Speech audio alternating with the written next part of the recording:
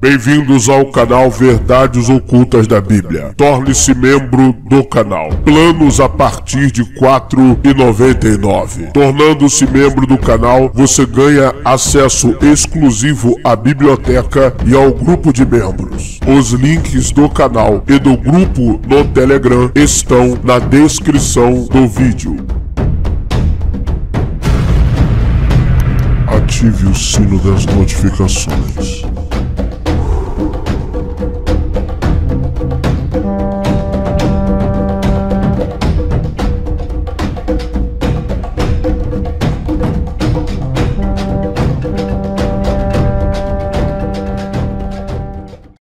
Olá, meus amigos, bem-vindos ao canal Verdades Ocultas da Bíblia. Há uma excelente publicação científica na revista digital da PUC-Rio, em um trecho em que vai falar acerca do Templo de Jerusalém. É uma investigação acadêmica, histórica, literária, que irá apresentar uma excelente argumentação de que o chamado Templo de Salomão, ou Templo de Jerusalém, se caso foi construído, na verdade ele era um templo jebuseu que foi apropriado pela monarquia judaíta. Um outro fato curioso acerca do Templo de Jerusalém, de acordo com a narrativa bíblica, é que ele guardará algumas características de templos persas,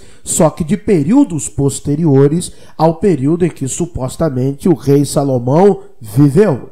E este fato acaba sendo velado nas camadas do texto bíblico. Então vamos à leitura desta excelente publicação científica que fará a abordagem acerca deste tema. O Templo Salomônico no contexto do Antigo Oriente. O Templo de Jerusalém, construído e administrado pela monarquia, seria um antigo santuário jebuseu, que foi transformado por Salomão em um esplendoroso templo. Este santuário ficava localizado ao noroeste da atual Cúpula da Rocha, da mesquita muçulmana na colina de Sião, onde estava a fortaleza conquistada e edificada como cidadela de Davi. Do ponto de vista histórico, nós sabemos muito bem que não temos nenhuma comprovação histórica, e também do ponto de vista arqueológico, nós sabemos que não temos nenhuma comprovação do ponto de vista arqueológico do Templo de Salomão ou da existência do próprio Salomão. Nenhuma daquelas construções que são elencadas na Bíblia hebraica, e olha que são várias construções que a Bíblia hebraica atribui a Salomão. Nós não temos estas comprovações. Não há uma sequer evidência que Salomão tenha feito estas construções. Aqui são encontradas e existentes são notoriamente datadas de um período posterior a Salomão. A colina encontrava-se abaixo dos montes que a cercavam. E, de acordo com os Salmos, foi o local eleito por Yud-He-Vav-He para colocar seu nome, passando, portanto, a ser chamado de o Monte Santo e Monte de Yud-He-Vav-He. Nós também sabemos claramente que os deuses da Mesopotâmia, eles tinham as suas montanhas. O próprio epíteto El Shaddai, que muitos irão interpretar como Deus Todo-Poderoso, na verdade o Shaddai faz uma referência à montanha cósmica de El. Temos esta evidência pelos textos ugaríticos. E ainda as entidades mesopotâmicas que são mais antigas do que a evidência do tetragrama ou do Deus da dinastia judaíta e israelita, os deuses mais antigos, todos eles tinham as suas montanhas, a exemplo de Baal, que tinha o Monte Zafon. O Monte Zafon era o monte de Baal. Isso evidenciado pelos textos ugaríticos, evidenciado pela poesia e mitologia cananeia. A relação de santuários com colinas aparece nas religiões egípcia, mesopotâmica e cananeia.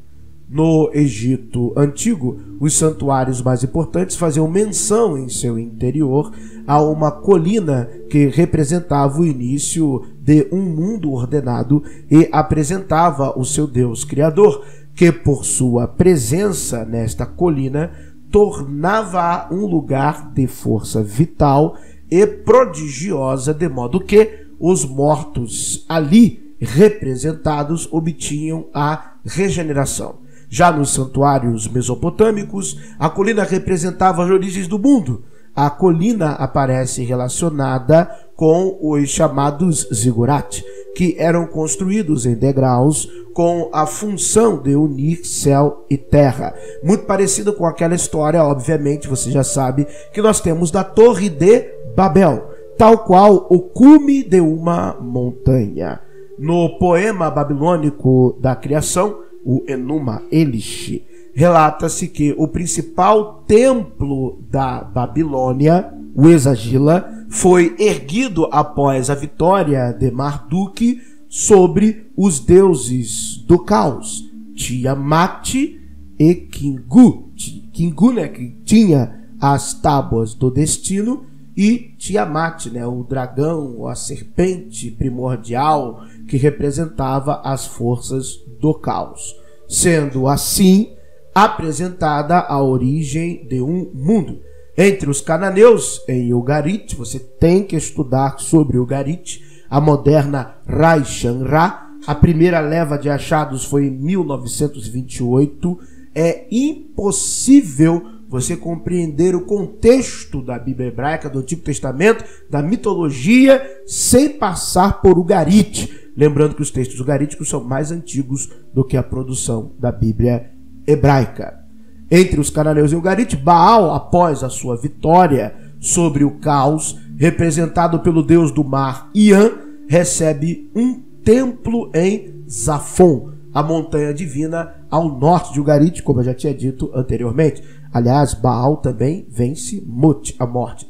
A construção de templos em lugares elevados representa, portanto, uma dimensão contrária ao abismo, poço profundo que representa caos e morte. O templo salomônico, construído em um lugar elevado, corresponde, dentro deste contexto, ao cume dos povos do Antigo Oriente, onde os templos eram construídos sobre uma colina ou montanha e dedicados aos deuses pelas suas vitórias. Outro ponto que chama a atenção é o fato de que a narrativa bíblica do templo salomônico, no que diz respeito à decisão de construir o templo, aquisição do material para a construção, a descrição da força de trabalho, da mobília e decoração e a dedicação do templo também é encontrado na literatura mesopotâmica e assemelha-se a relatos de construção de templos assírios. Veja bem, temos paralelos acerca disso. O templo salomônico, segundo a descrição do livro 1 dos Reis, capítulo 6, verso 2, considerando-se um côvado 45 centímetros, medida 27 metros, preste atenção nisso, 27 metros de comprimento, 9 metros de largura, 13,5 metros de altura. Então essas são as medidas do templo, de acordo com a própria Bíblia hebraica. Eu já fiz um vídeo aqui sobre o templo, ou seja, não era um grande templo. Se você calcular isso aqui em metros quadrados, não era um grande templo. Possuía 3 partes: o Ulam, que era o átrio, Recal, que era o salão ou nave do templo, e o Debir, que era o Santo dos Santos, ou lugar santíssimo, onde ficava a arca. Este tipo de estrutura em pedras trabalhadas em forma retangular, alongada e feita de madeira do Líbano, mostra-se consoante ao padrão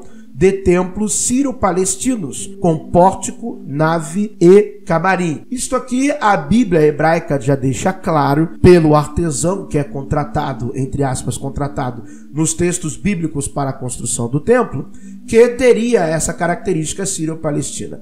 A arquitetura do templo é uma arquitetura já conhecida e nisto a Bíblia hebraica deixa bem claro através da descendência do construtor do templo. De acordo com o primeiro livro dos Reis, capítulo 5, versículos 1 a 18, a estrutura e a decoração do templo salomônico no padrão de templo sírio-palestino é devido à mão de obra estrangeira. As duas colunas erguidas diante do pórtico, que se aproximavam mais da arquitetura do período persa, preste atenção nisso, do que da primeira idade do ferro, mediam 8,10 metros de altura e 5,4 metros de circunferência, e em seu topo receberam capitéis de bronze, medido 2,25 metros de altura, ornamentados com redes e romães. Estas colunas receberam o nome de Yaquim e Boaz. É um tipo de ornamentação comum